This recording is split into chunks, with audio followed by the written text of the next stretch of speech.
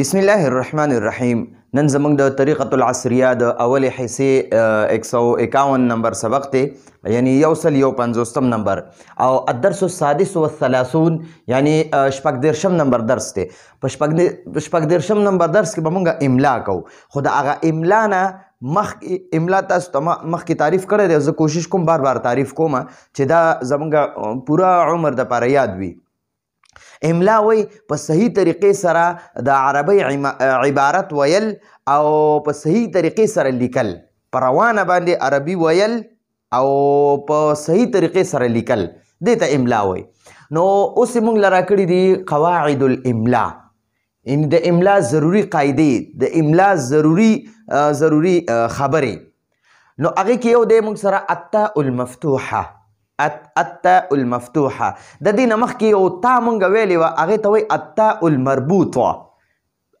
تاء المربوطه چې دی که نه، هغه ګول تا ته وایي، او التاء المفتوحه هغه د اوږدې تا ته وایي.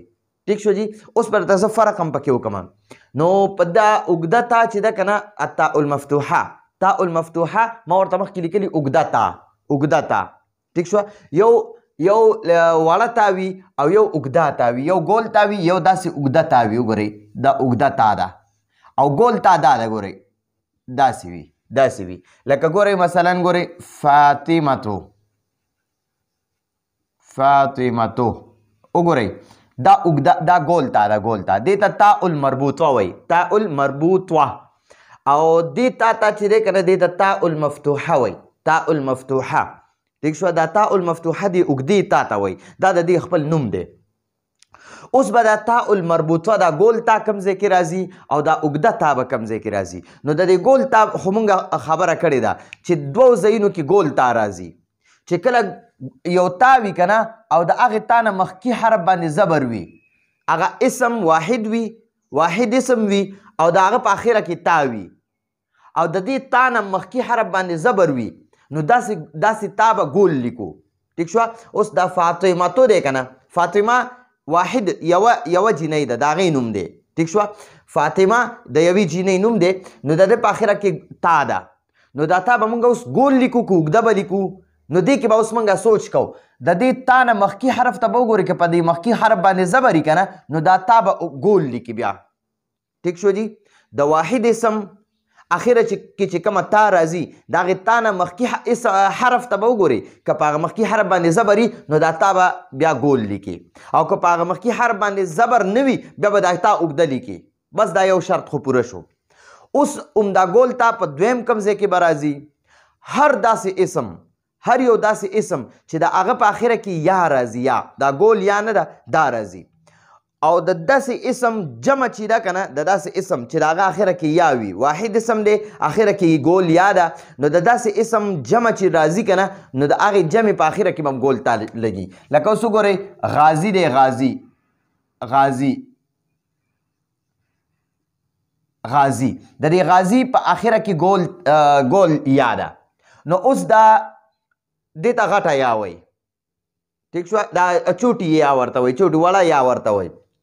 نو دا غازي جمع چې ده که نه، هغه دی غزاتن. وګورئ دا واحد دی، دا غازي واحد دی، دا غزاتن جمع ده. اوس وګورئ قاضي دی، قاضي، قاضي. وګورئ د دې قاضي په اخره کې ګول یا ده. نو د داسې اسم جمع چې جوړیږي، نو هغه به راځي قضاتن. نو دې نه معلومه شوه داسې جمع مکسر، داسې جمع مکسر چې د هغې واحد د واحد په اخره کې ګول یا وي، داسې جمع مکسر چې د واحد په اخره کې ګول یا وي، نو د داسې جمع مکسر په اخره کې به ګول تا جوړیږي، راځي به پکې ګول تا. او یو داسې واحد اسم، واحد اسم چې د هغه اخره کې تا راځي، خو د دې تا نه مخکې حرف باندې زبر وي، لکه فاطمتو ته وګوره، فاطمه. ٹھیک شوه. نو د دې فاطمه په اخره کې دا کومه تا چې دا به مونږ ګول لیکو، ځکه چې د دې تا نه مخکې حرف میم دی، په دې میم باندې زبر دی، نو د دې زبر د وجې نه به دا تا مونږ ګول لیکو. اوس په اوږده تا، دا خو د ګول تا خبره وه، دا مونږ مخکې درسونو کې کړې وه. اوس دا التاء المفتوحه، دا اوږده تا، دا به مونږ په څلور ځایونو کې لیکو، څلور ځایونو کې. څلور ځایونه کوم دي؟ اولنی ځای هغه تا چې د فعل په اخره کې راځي، داسې تا چې د فعل په اخره کې راځي، داسې تا چې د فعل په اخره کې راځي که مخکې حرف ساکن وي او که متحرک وي که د دې تا نه مخکې حرف خو شرط پکې دا دی چې دا تا به د فعل په اخره کې وي داسې تا چې د فعل په اخره کې راځي که مخکې حرف ساکن وي او که متحرک وي که مخکې حرف ساکن وي یعنی جزم وي پې او که مخکې حرف تی هغه زبر زیر پیش والا وي خو داسې تا به اوږده لیکلی کېږي لکه ګورئ فهمتو ته وګورئ فهمتو نو دا فهمه یفهمو دا فعل دی د دې فعل په اخره کې چې تا راشي که دا مخکې حرف ته دلته کې وګوره دلته ساکن دی د دې تا نه مخکې حرف دا میم ساکن دی خو دا په فعل کې ده فهمتو معنی ده زه پوه شوم فهمتو زه پوه شوم علمتو نو وګورئ دا تا په فعل کې لګېدلې ده او دې نه مخکې حرف ساکن دی اوس دا سمعتو دا تا چې ده اوږده ده د ده نه مخکې حرف ساکن دی فهمت هغه پوه شوه نو ګورئ دا تا چې ده د دې نه مخکې حرف ساکن دی متحرک دی زبر دی پې خو دا تا مونږ اوږده ولیکله او ساکنه مو لیکله ولې دا تا مونږ د دې تا نه مخکې خو دلته کې زبر دی فتحه ده نو دا تا مونږ ولې اوږده ولیکله وجه دا ده چې دا په اسم کې نه ده په فعل کې ده ٹھیک شو اوس علمت ته علمت نو د علمت د دې تا نه مخکې حرف هم متحرک ته زبر دی پې نو دا مونږ تا ولې ګول نه لیکو وجه دا ده چې داسې تا په فعل کې ده که دا تا په اسم کې وی او د دې تا نه مخکې حرف باندې زبر خو دا اسم واحد نو داسې تا به مونږ ګول بیا لیکله خو دلته فعل دی نو په فعل کې ګول تا نه راځي سمعت په اخره کې اوږده تا ده او د دې تا نه مخکې حرف باندې زبر دی خو دا د فعل تا ده نو د فعل تا به اوږده لیکلی کېږي د فعل په فعل کې چې کله تا راشي که نه په فعل کې چې کله تا راشي که د دې فعل نه مخکې حرف باندې زبر وي او که دا مخکې حرف ساکن وي خو دا تا به اوږده لیکلی کېږي ځکه دا د فعل تا ده نو د فعل تا به اوږده لیکلی کېږي او د واحد د داسې واحد اسم چې د هغه په اخره کې تا راځي خو د دې تا نه مخکې حرف زبر وي نو بیا به دا تا ګول لیکو خو دا په واحد اسم کې ده او چې په فعل کې تا راځي که نه اخره کې نو دا تا به اوږده لیکلی کېږي ټیک شوه دا یوه قاعده وه دویمه قاعده وګورئ هغه تا چې د یو فعل په اخره کې وي هغه تا چې د یو فعل په اخره کې وي او اصلي وي یعنی د هغه فعل خپله تا وي د هغې فعل خپله تا وي لکه ثبته معنی ده هغه ثابت شو هغه ښکاره شو ثبته دا تا ده ثبته نو دا تا ګوره د تا نه مخکې حرف باندې زبر هم دی خو دا د دې فعل خپله تا ده دا د دې فعل خپله تا ده نو دا به اوږده لیکلی کېږي یثبتو وګوره دا تا ده د دې نه مخکې حرف باندې پیش دی خو دا تا ځکه موږ اوږده لیکو چې دا د فعل خپله ذاتي تا ده سکته وګوره د دې سکته کې دا تا ده د دې تا نه مخکې دا کاف دی په دې کاف باندې زبر هم دی خو دا تا موږ اوږده ځکه لیکلي چې دا د فعل خپله تا ده دا یسکتو مخکې ته پیش دی خو دا مونږ اوږده تا لیکلې باته ته وګورئ باته دا باته کې دا تا چې ده که نه تا نو دا تا د دې فعل خپله تا ده ټیک شوه باته یبیتو دا هم اوږده تا هم لیکلې ده ځکه دا د فعل خپله تا ده ماته کې هم دا اوږده تا لیکلې ځکه دا د فعل خپله تا ده یموتو کې هم دا تا مونږ اوږده لیکلې ځکه دا د دې فعل خپله تا ده نو کله چې د فعل خپله ذاتي تا وي که نه هغه تا به مونږ اوږده لیکو او کله چې د فعل په اخره کې د ضمیر په شکل کې او تا راشي لکه دا بره اوس دا تا پکې ضمیر دی نو دغه ضمیرونه چې دي که نه داسې تا به مونږ اوږده لیکو ځکه دا په فعل کې راغلی ده نو په فعل کې یاد وساتئ دا ګول تا نه ده ګول تا دا یوه تا دا ګوره فعل کې کلم نشي راتلی دا به همیشه په اسم کې راځي نو یا په اسم کې به د جمع مکسر کې راځي یا به په واحد اسم کې راځي دا ګول تا دویمه قاعده هم پوره شوه چې د فعل خپله اصلي تا وي که نه نو هغه به اوږده لیکلی کېږي دریمه تا د جمع مؤنث سالم تاګانې به ټولې اوږدې لیکلی کېږي د جمع مؤنث سالم چې کومه تا هم وي هغه به اوږده لیکلی کېږي ګول نه لیکلی کېږي لکه مؤمناتن وګورئ په دې مؤمناتن کې دا تا اخره کې شته خو دا د مؤمنتون خپله جمع ده د دې واحد چې دی که نه د دې واحد هغه مؤمنتون ګول تا راځي او جمع به اوږده تا راځي ځکه دا د جمع مؤنث سالم تا ده نو د جمع مؤنث سالم تاګانې به ټولې اوږدې وي دا د طالبتون جمع طالبات دی د صالحتون جمع دا صالحات دی د دې په اخره کې کوم جمع نو اوس وګورئ د دې واحد چې راځي که نه د مؤمناتون واحد چې راځي نو د هغې کې به هم ګول تایي د طالباتن واحد کې بم ګول تاوي او د صالحاتن په واحد اسم کې بم ګول تاوي. مؤمناتن معنا ډېر مؤمنانې ښځې، طالباتن معنا ډېرې طالب علمانې جینکۍ او صالحاتن معنا ډېرې نیکانې ښځې. اوس چې یوه مؤمنه ښځه یوه طالبه وي یوه صالحه ښځه وي نو د هغې په اخره کې ګول تا لیکلی کېږي ځکه د هغې نه مخکې حرف باندې زبر راځي. لکه مثلا اوس وګورئ مؤمنون دی مؤمنتون مؤمنه وګورئ د دې مؤمنه په اخره کې ګول تا ده ځکه چې د دې تا نه مخکې حرف باندې زبر دی او دا واحد اسم دی یوه مؤمنه ده یوه مؤمنه ده. نو که اوس دا مؤمنه چې ده که نه دا که جمع کې که نه نو دا ګول تا چې ده که نه دا به اوږده کېږي. لکه اوس د دې مؤمنتون نه زه جمع جوړوم نو دا به بیا راځي مؤمناتن مؤمناتن. ټیک شو جی؟ دا درېمه قاعده شوه.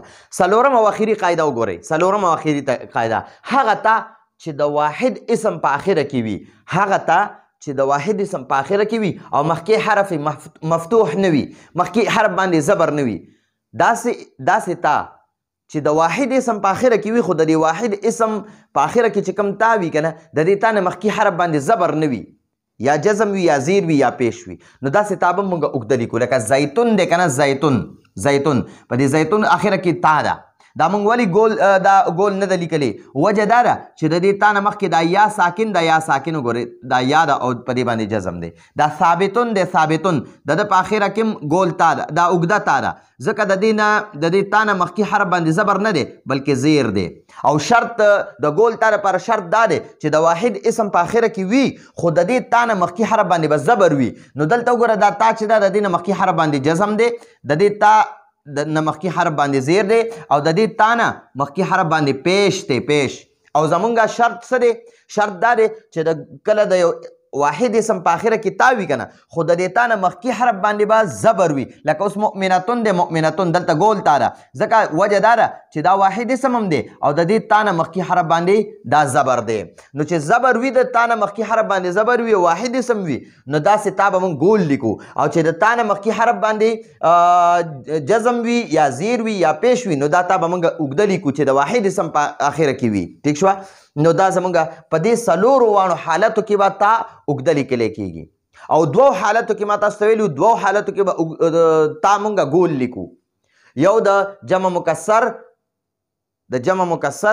په اخره کې به ګول تا مونږ لیکو خو چې د واحد په اخره کې یا راځي او یو د داسې واحد اسم چې د هغه د دغې اخره کې تا راځي خو د دې تا نه مخکې حرف باندې زبر وي. ټیک شوه؟ ښه دا خو زموږ سره دا ضروري قاعدې وشوې اوس موږ سره معانی الکلمات د الفاظو معنی دي دا م یادو انشاءالله. افهمو دا د فعل مضارع واحد متکلم صیغه ده. افهمو فعل مضارع واحد متکلم صیغه ده معنی ده زه پوهیږم. ارا فعل مضارع واحد متکلم صیغه ده زه وینم داسې لیدل کوم. اعملو فعل مضارع واحد متکلم زه عمل کوم زه کار کوم زه عمل کوم. اقطفو فعل مضارع واحد متکلم زه شکوم لکه ګلونه دي که نه نو زه هغه ګلونه را شکوم یا زه را کټ کوم داسې یا میوې دي میوې په یو بوټي کې زه د هغې نه هغه را کټ کوم را شکوم یې داسې. ټیک شوه؟ نو اقطفو معنا د زه شکوم یا ماتومه. ازورو فعل مضارع واحد متکلم صیغه ده زه زیارت کوم. رأیتو دا اوس فعل مضارع نه ده دا فعل ماضی واحد متکلم ده. دا بره چې کوم وي که نه د ازورو نه واخله تر د افهمو پورې دا د فعل مضارع واحد متکلم وي او دا رأیتو چې دی دا د فعل ماضی واحد متکلم ده. رأیتو معنا ده ما اولیدو او د بره کې چې دی دې کې به معنا د حال یا د مستقبل کې او په دې اخري کې به د ماضي معنا کې. رأیتو معنا ده ما اولیدو او دا افهمو معنا ده زه اوس پوهیږم. ارا معنا ده زه وینم. اعملو زه عمل کوم. اقطفو زه را شکوم. ازورو زه زیارت کوم. نو دا خو موږ سره دا معنی وي. اوس دی خوا نور الفاظ دي. الفاظ یدرسو معنا ده هغه وایي یعنی وہ پڑھتا ہے. یدرسو وہ پڑھتا ہے. یدعو هغه راغواړي یعنی دعا کوي. یحب هغه محبت کوي دا یدرسو یدعو یحب دا د فعل مضارع واحد مذکر غایب صیغې دي. ثبته فعل ماضي صیغه ده، ثبته فعل ماضي صیغه ده، هغه ثابت شو. ماته فعل ماضي واحد مذکر غایب صیغه ده، هغه مړ شو. باته فعل ماضي واحد مذکر غایب صیغه ده، هغه شپه تېره کړه. اوس دلته دی سکته فعل ماضي واحد مذکر غایب صیغه ده، هغه چپ شو، خاموش شو. تخدمو دا د فعل مضارع واحد مؤنث غایب صیغه ده، واحد مؤنث غایب صیغه ده، هغه خدمت کوي. زیتون زیتون دا اسم دی او تیلو ته وایي تیل. عرب تیل چې کوم تیل استعمالو سر پې غواړو، ګیره پې غواړو، خپې لاس پې غواړو، هغه تیلو ته زیتون وایي. زیتون زیتون تیل. افهمو نه افهم، افهم دا د امر صیغه ده. مذکر سړي ته چې وایي چې ته پوه شه نو هغه ته وایي افهم، دا د امر صیغه ده، ته پوه شه. اصوات دا د صوت جمع ده، صوت یو اواز ته وایي، اصوات اوازونه. تفاوت فرق کېدل، فرق کېدلو ته تفاوت وایي. الان معنا ده اوس، اوس په دې وخت کې. اردو کې وایي اب، مونږ ورته وایو اوس. معنا معنی ته وایي. او طیور دا د طیرون جمع ده، مارغان. طیرون معنا ده مارغه یا مرغۍ، او طیور دا مارغانو ته وایي، ډېرو مارغانو ته وایي. نو دا زموږ سره د معانی الکلمات هم پوره شو او دا څلور ضروري قاعدې وي. د دې نه پس به انشاءالله مونږ په بل درس کې املا شروع کوو. نو اول به مونږ د مفرداتو املا حل کوو. املا یعنی هغه به مونږ په دې کې به مونږ ګورو چې کوم لفظ څنګه لیکلی کېږي، نو مونږ به هغه شان لیکل زده کوو او بیا به د هغې نه پس د جملو املا هم حل کوو. نو راتلونکي درس پورې اجازت غواړو. هذا هو المرام والله اعلم بحقیقة الكلام.